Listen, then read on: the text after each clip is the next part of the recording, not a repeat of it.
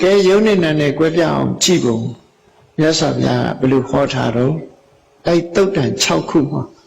မြတ်စွာဘုရားအတူလေးတွေဒါဝိပဿနာတရားအထုတ်နေတဲ့ပုဂ္ဂိုလ်တွေကိုဟောတဲ့တရားတွေဖြစ်မယ်အဲ့ဒီမှာမြတ်စွာဘုရားရှုရမယ့်တရားလေးဘာတွေပြောထားတော့လူတိုင်းမှာရှိနေတဲ့ပါဝင်နေတဲ့ကိုယ်ကာယမှာရှိနေတဲ့အရာ12မျိုးရှင်းပြ12မျိုးကဘာလို့ဆိုရင်မျက်စိနော်မျက်စိနားနှာခေါင်းလျှာကာယဒါရုပ်ပိုင်းဆိုင်ရာက5ခုပြီးတော့မနဆိုတဲ့စိတ်6ခုအဲ့ဒါကိုအတွင်းအစ္ဆတယရဏလို့ခေါ်တယ်လူဘဝကိုချုံးပြီးတော့ပြောလိုက်မယ်ဆိုရင်ဒီ6ခုတွေ့ဒီ6ခုတွေ့လူတိုင်းမှာမျက်စိဆိုတာပါလာတယ်နားပါလာတယ်နှာခေါင်းပါလာတယ်အရေးကြီးတဲ့အစိတ်ပိုင်းတွေကိုပြောတာနော်အရေးကြီးတဲ့အစိတ်ပိုင်းတွေပြောအရေးမကြီးတာတွေဖယ်ထားလိုက်အရေးကြီးဆုံးကဘာလို့မျက်စိရယ်နားရယ်နှာခေါင်းရယ်လျှာရယ်ကာယရယ်ကာယဆိုတဲ့မှာအကုန်ပါသွားပြီနော်ပြီးတော့မှမနဆိုတဲ့စိတ်အဲ့ဒါတွေကိုဓဝရလို့လည်းခေါ်တယ်ဝတ္ထုလို့လည်းခေါ်တယ်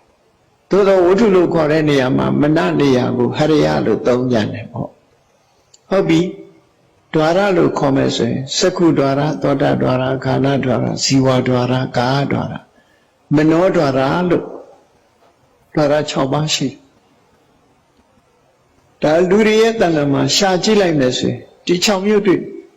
အဲ့ဒီ6မျိုးနဲ့6မျိုးတင်လာလို့ဆိုမဟုတ်ဘူးအဲ့ဒီ6မျိုးနဲ့ဆက်သွယ်လာတဲ့ဟာတွေကိုကြည့်လိုက်မယ်ဆိုရင်ဘာလို့ဆိုရင်မျက်စိနဲ့ဆက်သွယ်လာတဲ့မျက်စိမှာထင်ဟပ်လာတဲ့အရာတွေအစင်းဆိုတဲ့ရူပယုံယုတ်နားထဲမှာထင်ဟပ်လာတဲ့အရာတွေအတန်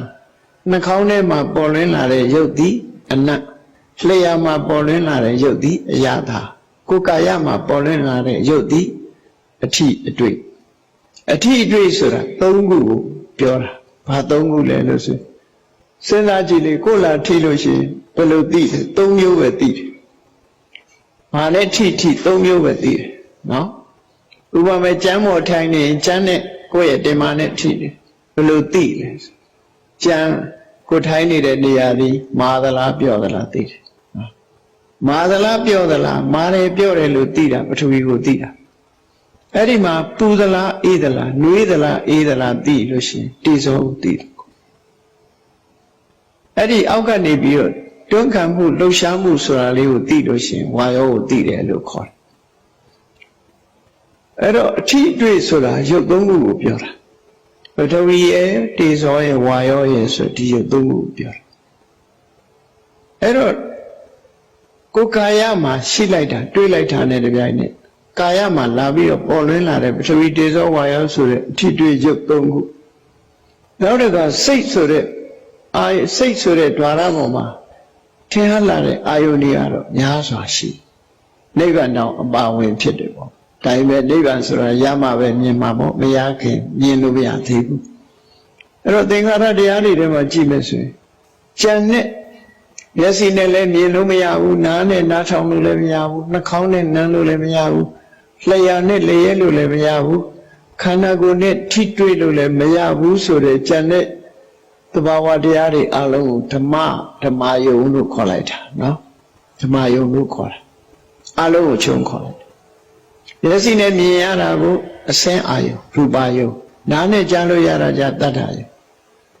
နှာခေါင်းနဲ့လမ်းရှုလို့ရတာကြခန္ဓာယုံလျှာနဲ့လျှက်လို့ရတာကြရတ္တယုံခန္ဓာကိုယ်နဲ့ထိတွေ့လို့ရတာကြတော့ဖုတ္တဗယုံသူပြောတာအဲ့ဒီမှာယုတ်9မျိုးကိုပြောလိုက်တာပဲသူကအဲ့တော့ကြည့်လိုက်မယ်ဆိုလို့ရှိရင်ကျန်တာတွေအဲ့ဒီရူပတ္တကဏရတဖုတ္တဗကလွဲကျန်တဲ့အာယုန်တွေကိုဓမ္မယုံလို့ခေါ်လိုက်တယ်ဓမ္မယုံကလွတ်သွားတဲ့အာယုန်ဆိုတာမရှိနိုင်တော့အာယုန်6ပါးလွတ်သွားတာမရှိတော့အလုံးချုပ်ပြီးငုံပြီးသွားအဲ့တော့ဘုန်းကြီးတို့တဏ္ဍာမှာဖြစ်နေတယ်ဆိုတာဘာတွေဖြစ်တာတော့ဘဝတစ်ခုရထားတယ်ဆိုတာဘာတွေရတာတော့လို့မေးကြည့်မျက်စိနားနာလျှာကာယမနဆိုတာရထားအဲ့ဒါတွေရထားသည့်အတွက်ကြောင့်ဘာတွေ နဲ့ဆက်သွယ်မိလာတော့ဆိုအစင်အတန်အနံ့အရာသာအထီးတွေကြံတွေအာယုဟော6ခုနဲ့ဆက်သွယ်လာပြီးတော့ကုသိုလ်တွေဖြစ်လာတယ်အကုသိုလ်တွေဖြစ်လာတယ်စိတ်ခံစားချက်တွေဖြစ်လာတယ်ဆို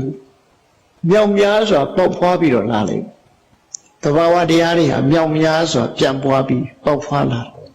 အဲ့ဒါလို့အခြေခံကတော့ဒီ12ခုပဲဒီ12ခုအာယတနာ12ပါးလို့ခေါ်တယ်အဲ့ဒီ12ပါး12မျိုးကိုဘုန်းကြီးတို့တွေ